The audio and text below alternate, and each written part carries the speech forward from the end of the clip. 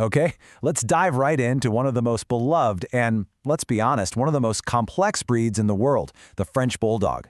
Whether you're ringside with a judge's book, planning a litter, or just love the breed, understanding the standard is absolutely critical for its future. I mean, it's really no surprise that Frenchies have taken over the world. They've officially become the most registered breed right here in the United States. That's a huge testament to their incredible charm and their fantastic nature as companions. But, and this is a big but, this incredible surge in popularity has created a real paradox. You see, the very features that make us go, "Aw," those adorable, distinct looks, are in many cases directly tied to some serious health problems that can really impact their quality of life. And front and center is a condition called brachycephalic obstructive airway syndrome, or BOAS. That famous smushed face means all their internal soft tissues are crammed into a much smaller space. It often makes something as basic as breathing a real struggle, day in and day out. So what do? How do we protect this breed that we love so much? Well, it all circles back to the official breed standard. It is so important to see this document not as just a list of what looks pretty, but as a carefully designed blueprint for a healthy, functional dog that is, above all, fit for life. Now this illustration, this isn't just a simple drawing. This represents the ideal, the perfect balance of structure, proportion, and substance. For a judge, this image is the gold standard. It's the benchmark that every single dog in the ring is measured against. It's the visual definition of a healthy French Bulldog. And this right here is so crucial because it shows how every key piece of the standard is directly connected to the dog's health.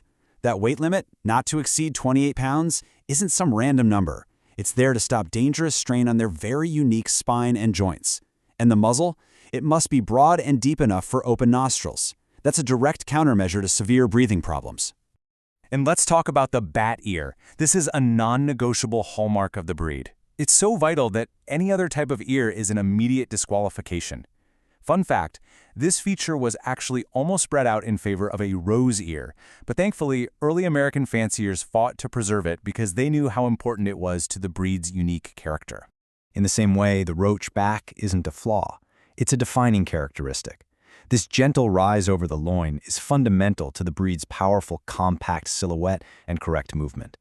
A judge has to train their eye to see that correct, subtle curve, not something exaggerated or worse, a totally flat back.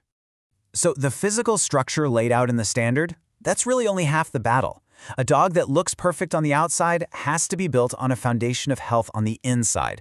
And for any responsible breeder, the proof of that comes down to one thing: rigorous, documented health testing. The hard truth is the breed is predisposed to a number of serious genetic conditions. Their compact frame can lead to intervertebral disc disease, or IVDD. And joint problems like hip dysplasia and slipping kneecaps are all too common if breeders aren't meticulously screening for them.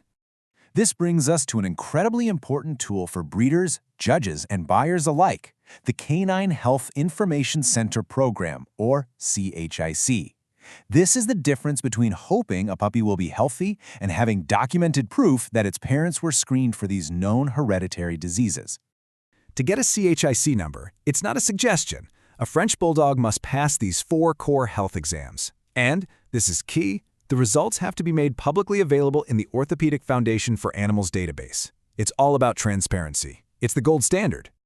And this table just lays it all out, doesn't it? The difference is night and day. An ethical preservation breeder invests in health testing. They follow the standard. A fad or commercial breeder, they often focus on profit, marketing rare colors that are, as we're about to see, actually disqualifications tied to health problems. They pass the potential heartache and the vet bills on to the buyer. So this brings us right into the show ring and puts the spotlight on the judge. The responsibility they have is immense. Every decision has to be guided by the standard, and that absolutely includes penalizing faults and, when it's called for, enforcing disqualifications. A judge's #1 job is to protect the breed's integrity by upholding that standard. Disqualifications aren't suggestions. They're not big faults. They are the brightest of red lines, marking traits that are fundamentally wrong for a French Bulldog. Now, one of the most controversial and critical areas a judge has to assess is color. These so-called rare or fad colors, the ones you see being sold for a fortune online, are explicitly listed in the AKC standard as disqualifications. So the big question is, why? Why are these super trendy colors that you see all over Instagram considered so unacceptable that a dog with them can't even compete in the show ring? Well, the answer comes down to one word: health.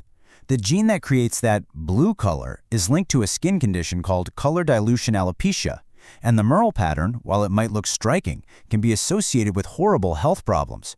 We're talking deafness, blindness, and immune disorders. The standard disqualifies them to protect the dogs, plain and simple. And it goes beyond just color. A judge's mental checklist of disqualifications is crystal clear. A dog over 28 pounds is out. Ears that are not bat ears, out. Blue or green eyes, or a nose that isn't black, also disqualifications. These aren't just minor preferences, they're fundamental deviations from correct breed type. At the end of the day, the health and the future of the French Bulldog doesn't just rest on one person's shoulders. It's a group project. It's a shared stewardship. Think of it like a three-legged stool. You need all three legs for it to stand strong. Judges need the courage to reward dogs that are not only beautiful, but are healthy, functional examples of the standard. Breeders have to put health testing way ahead of chasing trends. And you, the prospective owner, have to do your homework and support the ethical breeders who are doing things the right way. Because every single decision, from the breeder who plans a mating to the judge who points to first place, to the family that picks out their new puppy, all of it actively shapes the future of this incredible breed. The standard is our map to make sure that future is a healthy one.